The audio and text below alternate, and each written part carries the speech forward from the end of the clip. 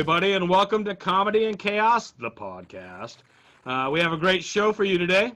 I'm your host, Scott Zimmerman, and I'm here with my very good friend, Caleb Salvatore. Caleb, how you doing? I'm doing fantastic, man. I want to apologize for the feedback on my internet right now. My girl's out watching Netflix, and we're sharing the router. So I could go out and tell her to stop, but I really don't feel like getting shot with my own gun. So, Yeah, no, let her have her Netflix, right? Yes. Let her have her Netflix. So our guest today, we've got David Siebler has joined us. He's one of the founding members of an amazing ska band based out of Phoenix, Arizona, the Two Tone Lizard Kings. Welcome to Comedy and Chaos, Dave. Yeah. Hey, thanks for having me. This is awesome. Really appreciate it. Yeah, we're glad to have you here. The Lizard Kings, I guess, have been around since 2004, right? And they have 2 full-length albums available for purchase or download, right? It's actually 3. We have 3. You have 3 now. Yeah. Okay. Yeah. Talk about that. How was the third album? Third album was really fun process. The last 2 albums I've done almost the entirety of the tracking myself in this home studio here, except for the drums. So we did the drums at another studio, but we did all the horns, all the guitars, all the vocals at my place, and then sent it out to a guy named Brian Dixon, who is he was one of the founding members of the Agrolites, which is also an amazing ska band from LA, and he's kind of a guy that's kind of responsible for the Agrolites sound with their kind of vintage recording and stuff like that. So I sent all the tracks that I tracked here to him, and he mixed it and mastered it. So it came out really well. It's called Robert Faceplant, and I think it's pretty good. We did vinyl, tapes, and CD, and we have not sold a single tape. Somebody talked us into that, but I don't know why. That's what the kids are listening to these days, I guess. I don't know. They're going retro with the cassettes. Yeah, I know. So I have a whole stack of cassettes, no tape player, but we finished the album a couple of years ago, but we haven't really been able to get out and like really promote it. And then we had a bunch of plans, of course, this year to get out, and here we are, so. Sure. So let's talk a little bit about the history. Let's talk a little bit about the history of the ska band, Dave. I've known you a long time. We've known each other through a lot of musical projects, and I want to talk to you a little bit about what made you decide to get involved and start this project. Yeah, kind of an interesting story there. And Scott, as you mentioned, we go way back with bands and music, and we basically learned how to play rock stars together, back in John's basement. And I've always been kind of a metalhead guitar player, like heavy rock stuff, but I've always played saxophone in school from, grade 5 all the way up into college doing the music major thing. So I played the saxophone still.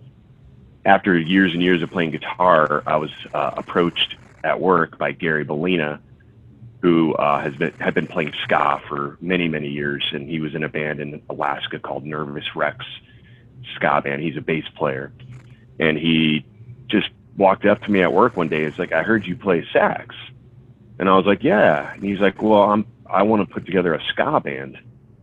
And at that point, I was kind of like, I know ska a little bit. I mean, I know Mr. Bungle. They have some ska sounding stuff. Fishbone, that's about my extent of ska knowledge, But I was kind of done with the whole guitar thing for a while. Just it's a little burned out on it, maybe. So I was like, this is something different, something fun.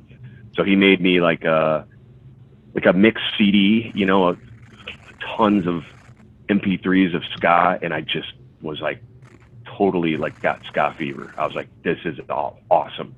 It was like I could play my horn actually, and it's for a horn player, ska is perfect because you don't have to be like Charlie Parker or John Coltrane and be like a master technician wizard on your horn. But you have to be good, obviously. But for working guys like us, don't want to spend hours and hours in a practice room. Ska's like perfect. So that's Gary and I started it. Way back it was probably 2003, but we didn't really get our first lineup and our first gig going until late 2004. Wow. So ska bands are typically rather large, right? They're usually like a ska army on stage. I've had enough trouble trying to build a 4-piece band, right? So talk to me a little about how did you get everybody together? How did you meet the band? How did you get your final? And obviously, a final product is subjective, right? Because music is always evolving. Sure. But how did you get to that point where you were set up and where the Two-Tone Lizard Kings were ready to go out and present our product? Yeah. So Gary and I are the only original members. Adam Rankin, our singer, is the other most senior member, but he did not join. He was not our first singer. So we've had several iterations of the group to where we are today. The lineup that we have now has been solid for 3 or 4 years, I want to say, with Adam being the longest. Jason, our trumpet player, has been around in our band for 8 years.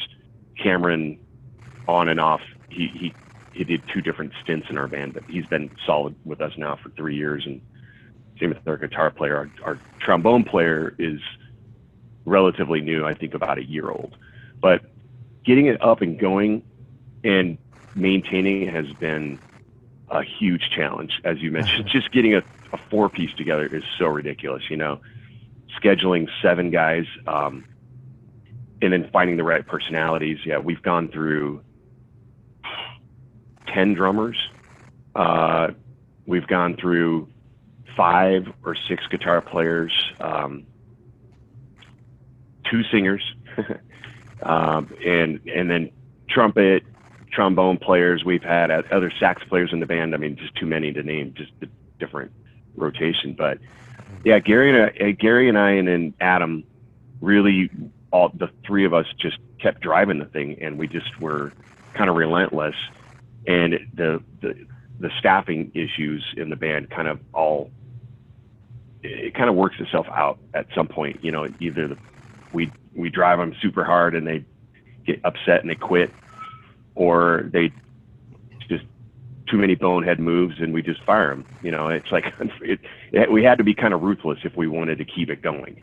So however, there's been a ton of guys that have in the band that just couldn't do it anymore because it was a lot of commitment, and those guys are all part of the family still, and sometimes will join us on stage. So it's a pretty cool little family we've started down here, I think. It hasn't been easy. Why is it that drummers are constantly changing in bands? I've always noticed that. There's like a new one every week. I don't know. I don't know. Drummers. So no offense, drummers Scott. are wired different. None taken. I'm a musician that plays drums. I'm not a drummer. I'm a musician that plays drums. There's a difference, right? And Dave, maybe you'll agree with that mentality that I attack that with. One of the things that makes me sets me apart from other drummers is the fact that I run it like a business. I show up on time, I do my job, and I get off the stage. Drummers are typically wired different. They're a different type of energy level, a different type of personality, and I think it's just hard for them to be like. There's a good drummer doesn't need a metronome. A good drummer just locks in the pocket and has that internal clock, right? And I think when you have that, I think you sacrifice something else. I think you lose out on your ability to read a normal clock, and you just can't show up on time for anything. True. That's what I think. That's funny as hell. So I had a couple of questions I wanted to ask you real quick. Sure. The first one, what's the shadiest gig you guys have ever played? Oh.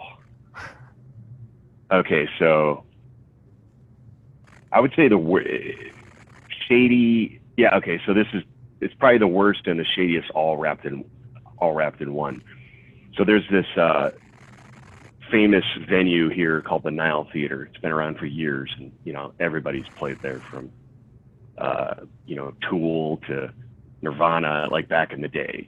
And they also have famously the Nile Underground, which is underneath the venue, and it's like this stone kind of thing, and it was known for like underground punk shows and just and so they opened it back up for shows, and we're like, oh, that'd be cool. Let's do the Nile Underground, man. It's like it's got all these like Fugazi played back there in the day, like just all these really cool roots, So we decided to put together a show, and this was like 5 years ago, I want to say, and it was in August, which is our first mistake. So it was hotter than balls, of course, here. It was like 110. So we get there, and we didn't check it out ahead of time, but I'd been there in the past. I figured we get there, and no AC. It's downstairs. On the stairwell to get down there was like from a castle in medieval Germany. It's like, what is going on? No lights. You get down there, and you're hit by vomit smell and piss, and it was just stuffy. They had fans going. So we had to carry all of our equipment down this stairwell, and then we set up. It's hot, so hot. We're sweating. We're not even playing yet. We're sweating. And then like 5 people show up, We're like, we can suffer through this if we get a good like 50 people and it's like all hot and sweaty mess, but like 5 people showed up. Ugh. We're like, well, shit, the show has to go on, So we played our show.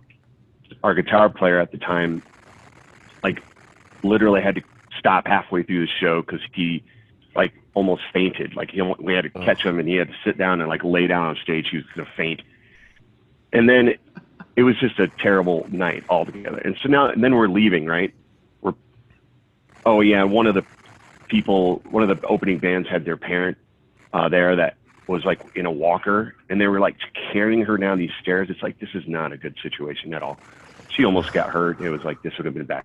So at the end of the night, we pack up, we get up to the top, and we go to the box office area, and we're like, I know only like 10 people showed up, but can we at least get our $50 and get the fuck out of here?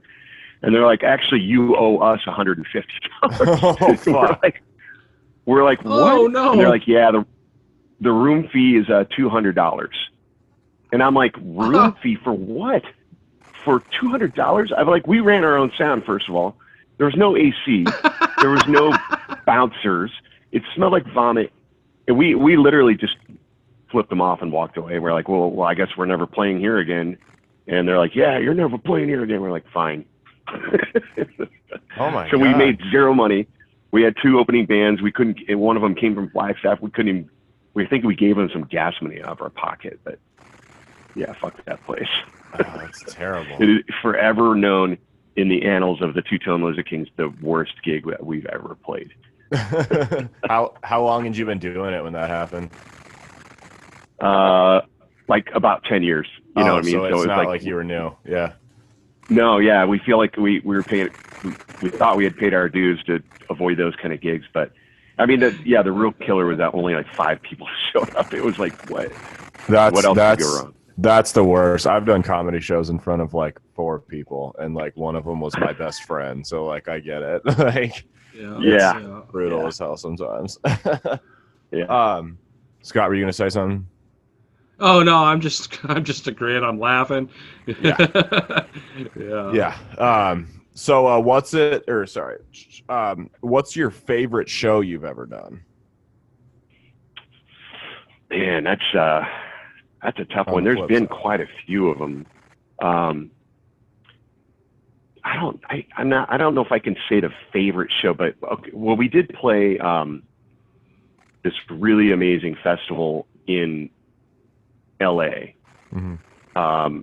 And we were touring at the time with the Toasters, another famous longtime ska band that have Bucket's been kind of like our guide and our mentor, and our albums are actually on his label, Megalith Records, and so he's been he's kind of like the grandfather of ska. So he took us out like 3 times now on like short little tours. I think the longest we did was like a week and a half opening for the Toasters, and almost all those shows were amazing.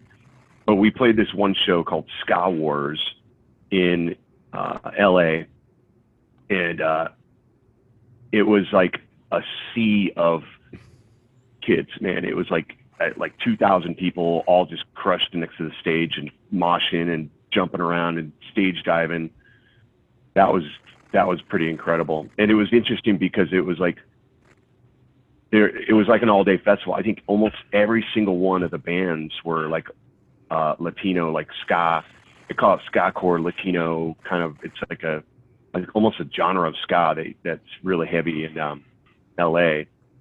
So like we were like a bunch of white boys up there, and we thought maybe it wouldn't go over so well, but they loved us, man. It was like so awesome. We sold a ton of merch. Like after we were all just like, it went over really good. That was a really good memory. Have you guys ever done Warped Tour or no? Mm-mm. No, I didn't. I No. know they've done a couple ska bands on there, but not. Yeah, we have some friends that have done Warped Tours in different ska bands, but generally a tough commitment. They usually want you for 2-3 weeks or a month, and it's our band's built. It's in a way that we can't really take guys out on the road for that long. Like a week and a half is the longest we've ever been able to manage. Right. Day jobs, kids, all that kind of stuff. Right. That's the hardest part is the day job. Yeah. Plus, you need like a 15-passenger van to get anywhere. Yes. Yeah, that's it. I know, and you need 3 hotel rooms. I mean, we calculated it costs $2,000 to take us on the road for a week, at the bare minimum. Wow. Gas, van, Meals. So you got to start with meals, hotels, and stuff like that. That's a bare minimum. So if we're not going to make $2,000 on the road, that means we're literally coming out of pocket. And the most we've ever done when we've gone on the road is just break even. So Yeah, it's tough. it's treat it like a vacation, man. Yeah. Do you? Yeah. When do you guys think you'll be back to touring with everything going on? God, I don't know, man. We've had a couple gigs that we booked here for late August. Finally pulled the plug on that one just the other day. We had one scheduled for mid-September, and that one is getting the plug pulled on it. It's already been canceled. So we're going to be doing, hopefully on September 12th, we're going to do a live stream show from Last Exit Live, which is a great club here in Phoenix. They have a nice webcasting Facebook Live type of thing set up. So we're going to get in there and do a set. But of course, there won't be anybody there, just us and the sound guys. But so that'll be the first time we get to play for people again. But as far as actually getting out and doing shows and touring, most of the people in our industry are feeling like it's gonna be like this the rest of the year. Yeah, that's the vibe. I probably into early next year, early spring is when things will start going again. But who knows? That's definitely the vibe I get. Is 2021 is when we're gonna start. It's live entertainment's time. I mean, we're in Omaha. You're in Arizona, right? Right. Yeah. We're in Omaha, where we're not that strict here, and it's still tough to get people to come out to live events and stuff like that. People just don't want to come. It's not even anything to do with laws, stuff like that. Just people just don't want to come. They're scared. So totally get it. Yeah. It's hard to get a venue to lock down too. So even trying to set up gigs and shows, like I'm having trouble getting venues to commit. Yeah. So really, nobody wants to get sued. Right. Yeah. That's the hardest part. Yeah. And then so I guess we talked about the 100 different drummers and stuff. So how has your lineup changed like over the years? Pretty much it's always been the same. We've always been a 7-piece, three horns, drums, guitar, bass, singer. Yeah. But there's been times where we've had trombone, trumpet, sax. I played the tenor sax, but there's also been times where we had trombone, another, and then two saxophones, which I really like that format. Two saxophones sound great together. But pretty much always been 7-piece trumpet, bone, and sax. And it seems like the lineups have just gotten better and better over the years. The lineup we have right now is so solid, and chemistry-wise, we get along so good. Everybody's really professional. We've been doing it for so long that, like, I think this is overall the tightest lineup that we've ever had.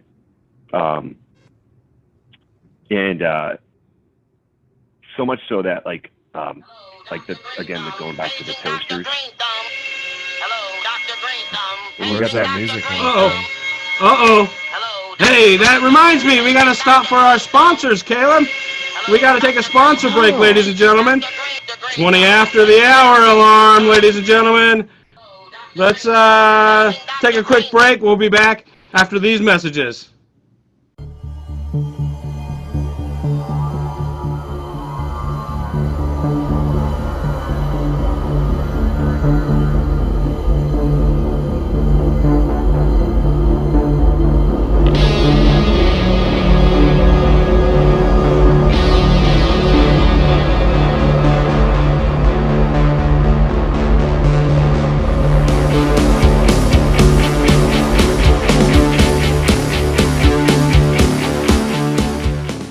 Hey, welcome back, everybody. Welcome back. We're hanging out with Dave Siebler from the Two-Tone Lizard Kings. Everyone, we're having a good time chatting. We were talking about your lineup there, Dave. We're talking about the Two-Tone Lizard Kings, and so you found a pretty consistent lineup. It seems like, right? Oh, yeah. Sorry. Yeah.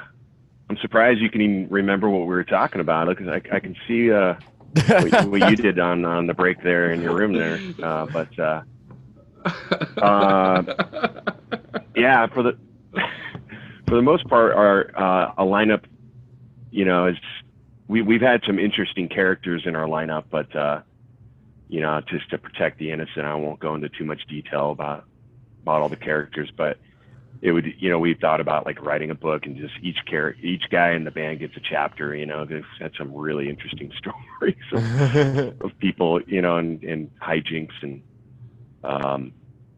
but probably the weirdest one was this guitar player that we had that he was with us for like 3 months, did a tour with us and everything.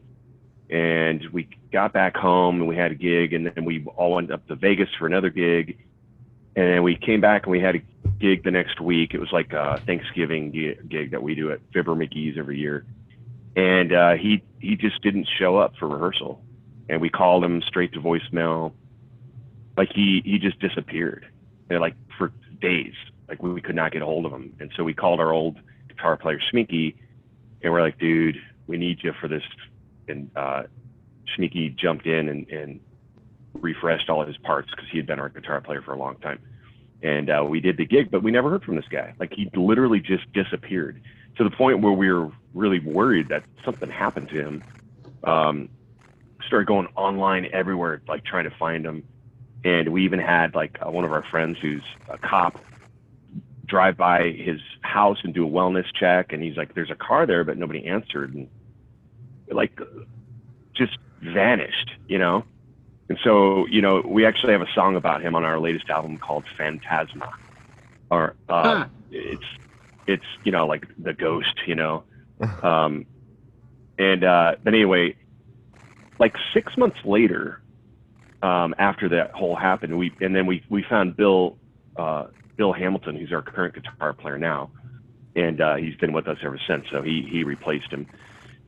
This guy, about 6 months later, he shows up on Instagram, and one of our members saw a post he made on Instagram, and he was like, said something like, "Fuck the music business." He's like, "People treat you like shit all the time." And then he posted a picture of our band. And we're like, "Oh, what?" what's going on here? And he tried to reach out to him. Our bone player tried to reach out to him on Instagram, and then he got instantly blocked. You know, and so it's like, what's going on here? So I had the guy's email address, and I sent him an email. I was like, dude, I'm glad you surfaced. We were really concerned that you were like, something was wrong, you know, so I'm glad you're alive. Like, what the hell happened? And he just sent me an email back, and he's like, I offer you no, I don't have to fucking explain shit to you, the way you guys treated me. And that was it. And I was like, okay, I guess we're done with trying to figure this guy out. It was just the weirdest thing, you know? Some people are just too sensitive to associate with other humans. That's what I've learned. Yeah. It's we were like racking our brains trying to think, what did we do? Did we? We none of us know. We didn't do anything. Anyway, it was weird. It's like trying to figure out why a woman's mad at you, right? Yeah. Because Yeah, that's half of it is trying to figure out if they're mad at you, and then the other half is trying to figure out why they're mad at you. So it's like Why the hell they're mad? never ends. Yeah. So, And then how to fix man. it. Then the next step is how do you fix it? Right. Yeah. I usually just go hide in my man cave. That's usually wait for the dust to settle. Yeah. So Let it blow over. Yeah. So obviously this whole pandemic situation, whatever you want to call it, the COVID crisis, has really changed kind of the face of the entertainment industry as a whole. There's no summer blockbusters. There's no big summer concert series anymore.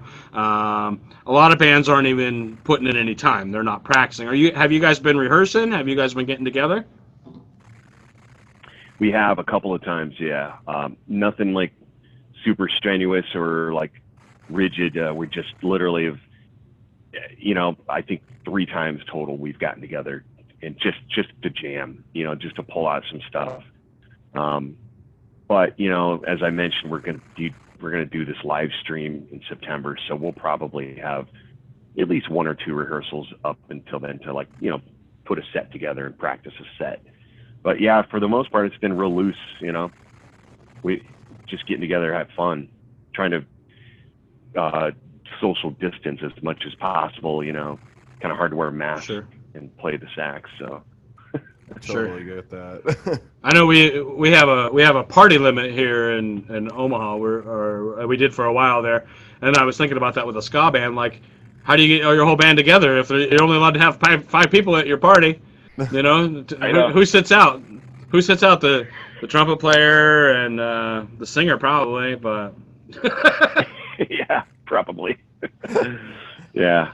We're that place that we're playing at, Last Exit, they have a 10-person limit, and so we're at 7. So you know, the owner is like probably like, well, I probably will not be there.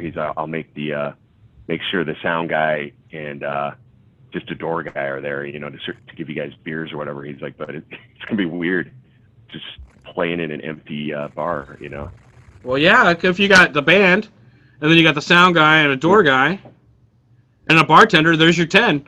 That you're cut off. That's it. You can't have anybody else. No, that's it. So, not to say we haven't played gigs for bartenders and door guys before. You know what I mean? That's just a thing. Caleb, we've done that with the comedy scene too, I've done right? done comedy for 3 other comedians that don't laugh at anything. So I totally get it. Comedians are the worst crowd. They do not laugh at anything. Oh, I bet. But it's good because they're just sitting there thinking of their own thing. But if you get them to laugh, then you know you got something to work with. So that's the cool thing about it. That's cool. Yeah. So I've realized comedians are a lot like guitar players. Okay, and it's that the guitar players go to shows and they enjoy the music, right? Comedians, the same thing. They go to the show, they enjoy the comedy. But instead of really laughing or getting into it, like at the rock show, really getting into it, they're usually sitting in the back with their arms crossed over. Yep. Yep. I could do that. I could do that. I could do that. Yep. Yep. That's exactly what the. Yeah. Yeah. No, it's interesting. The comedy scene's interesting. So what's it like in Phoenix right now? Are you guys required to wear masks everywhere you go? Yeah, mandatory masks in public. Um, bars are shut down. If you serve food, you know, you can. They're still open, but there's a minimum. I don't know what exactly it is, but you have to, it's like 50% capacity or something like that. You can't be beyond. All the tables and stuff have to be 6 feet apart. You go to the bar, and you know they only have like a certain amount of bar stools, and they're all separated. So it's in almost all the venues are shut down because there's very, very few venues here that are like restaurant, bar, venue. You know, but they're pretty much all just venues that serve beer, and they're not allowed to be open. So they're really hurting. It's terrible. Like there's definitely a couple that have already pulled the plug and they're not coming back. It's going to be awful. I think in another few months the venues are just not going to be around, or they're going to have to start up again. I don't know. It's kind of scary, and I feel really bad for a lot of these guys. The Yucca Tap Room has been very fortunate to be able to remain open because they have that, you know, the next door they have the kitchen, so they serve food, right? Yeah. But they're not having shows, but they're at least you can go there and have food and beer. And they actually just bought. Scott, did you ever get up to Flagstaff and go to like the green room up there? That sound familiar? Yeah. Yeah. Yeah. So Yucca just bought that. So now it's Yucca North, which is Okay. super exciting because once we do get to start playing again, we'll be playing there all the time because Yucca's our home. That'd be great. You know, we play at the Yucca you know, and Ben Talty, who's one of our good friends, he's like I think he's a GM up there, and so he handles booking and he does promotions down here. And we've worked with him for many years, so he's already told us, you know, game on. You know, when we're ready to go, we'll get up there and play. So that's good. But yeah, schools are almost all the schools are doing remote only, so all the kids will be doing remotes. I've been working remote every day, all day, every day since March. It's nuts. Only gone into my office like 3 times. That's So, fucking wow. crazy. it is, yeah. I couldn't work from home. I have too many distractions. Yeah. Mhm. But It was I hard didn't- for me for a while. I got better discipline after a couple months. I kind of figured out how to get, Yeah. you know, balance myself, you know. Yeah. Yeah. So is it like? It's Go ahead. go ahead, Caleb. Oh No. no. So the way they make it, I mean, is it really as bad as they make it sound on TV in Arizona right now? Because I hear Arizona, Florida, and Texas. It sounds like, you know, like bodies in the streets almost. Yeah, I don't think it's that bad. I mean, our cases are super high. We got tons of cases, but hospitalizations, they did go up pretty significantly, but they're going down now. You know, at the end of the day, I think we have like 3,500 deaths. So while 3,500 deaths is terrible and awful, in the scope of things, you know, that's 3,500 in a state of what, like 5 million, you know. Right. So it's like, it's still, as far as deaths go, it's still relatively, when you can keep it in perspective like that. But I mean, it's hard to even talk about that because you don't want anybody get sick, and you know. No, definitely. Yeah. It unfortunately, it's looking like we're gonna have to live with this thing because I don't think it's going anywhere. So Not anytime Exactly. soon. no. Yeah. Scott, Really go have ahead. to. It's going to kind of change the face of the entertainment industry. Kind of our approach. You know, Caleb and I, we do the comedy shows and we set up those kind of things. It's really like it's made us have to be creative, right? And Yeah. bands are going to have to be creative. You talked about doing an online show, Dave. You're talking about Yep. doing a live feed. I'll be interesting to talk to you after that and see what that experience was like for you, because I did some online comedy, and I know Caleb, I think you did some online comedy too, and it's just not the same. I did like 2 on virtual open mics and then a virtual show, and I was like, or 2 virtual shows, and I was like, this just isn't for me. I can't do this. It's Yeah. That's it's gonna be different tough, with man. comedy. I would think so. There's a lot of similarities with music and comedy, but doing comedy online with zero feedback has got to be so tough. There's a At least with the psychological band. thing when nobody laughs. Yeah. You're trained to Yeah. think that's bad. You know what I mean? Right. Whereas you're just in your Yeah. you're in your living room, but you're trained. Fuck, no one laughed. That's bad. I got to change my whole setup. But then it's like, no, you're just online. You just can't hear them. So, but yeah, I mean, it's definitely it fucks with you a little bit. I don't like it. Yeah. Yeah.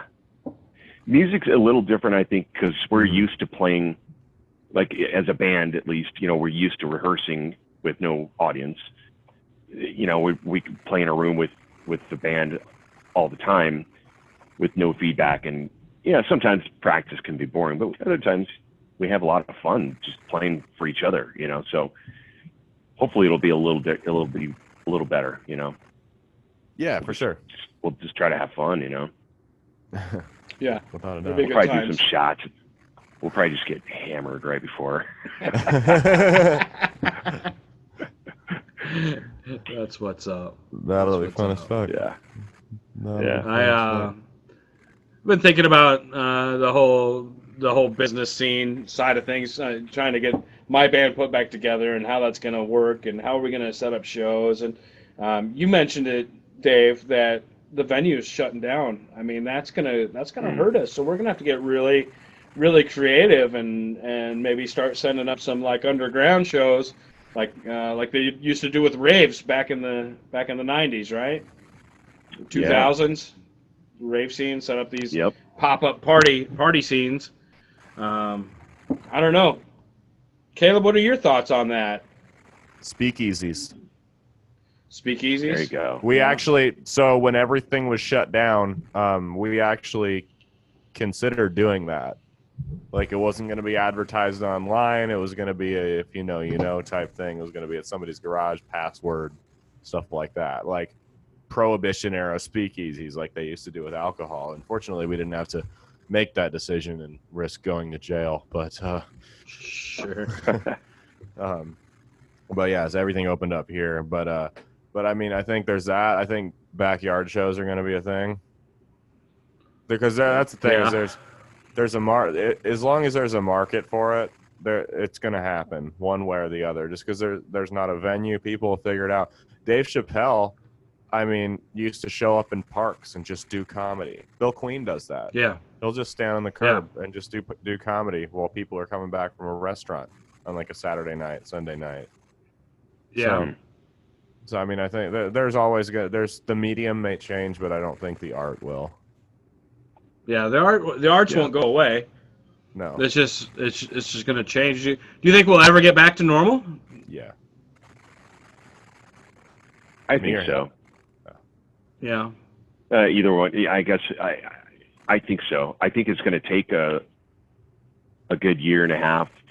I think, you know, if vaccines happen and we definitely see if they work, first of all, that people can get them, and we start seeing an actual decline. I think it'll get back to normal. I think we're too much of a pack culture, you know, tribe culture. We can't be too isolated for too much longer. People are going to want to get hot and sweaty in a mosh pit pretty quickly here, I think. So Agreed. I was just thinking about that the other day. yeah. Sure. Can you imagine moshing with a mask, though? Moshing with a mask on? No, I won't do that. Am I I- won't work out with one. It might happen though. It might, you know, the first wave of shows back might be mask moshing. I don't know. I don't know. That sounds terrible. The mask moshers. Sounds damn it. awful. Sounds like a mask. I'm not one of the crazy people that, you know, is like freaking out at Target and Walmart. Like, I can understand that, but like physical activities like that in the gym, it's like, Sure. that's the kind of thing that, like, if you need a mask, it shouldn't even be open. You know what I mean? Like, because you can't really do anything. So apparently you can't catch COVID if you're eating, right? So just eat all only the if you time. drink. Yep. Only if you're drinking. It doesn't come out after 9. That's why Walmart Right. shortened their hours so everyone could be there at the same time. It only comes out after 9. Excuse me, it's a vampire. Right. Shit. That's This right. is Hilarious. fantastic. Man, dude, so we've had a great time today. Dave, thanks for joining us. Thank you for being here. I hope you guys enjoyed it too. So Dave, if people want to find out more about the Two-Tone Lizard Kings, where do they find you guys? Well, Facebook, and we have a website, although I apologize, we're not great at keeping our content current on our website, but it is the number 2 tonelizardkings.com. And our Facebook, you can get to our Facebook the same way. It's either through there, or if you search Two-Tone Lizard Kings on Facebook, you'll find us there. We try to keep somewhat active on Facebook, but we're not great at keeping our website content too good. And I know we have an Instagram too, I just don't know what it is. I'm bad with Instagram. Oh yeah, I recently became an Instagram model too. So Instagram model. Nice. yeah, that's how that works, right? I set up an account, so now I'm a model. Anyone with a cell There's phone gonna- can call themselves a model now. Yeah, and Yeah. you're just going to start raking in all the money. That's right. Yeah. Right? Cash at me, baby. Yeah. Anyway, well, I think that's gonna wrap it up for today, ladies and gentlemen. Thanks for tuning in. This has been Comedy and Chaos, the podcast. Make sure you like and subscribe to the YouTube channel down below. Add us on Facebook at Comedy and Chaos Productions. I'm your host, Scott Zimmerman, with my very good friend Caleb Salvatore. Dave Siebler, thank you for joining us. We will see you, Thank you. soon. Take Peace care. out, y'all. All right. Peace out. Thanks, Dave. Thank you, guys. Definitely, bro.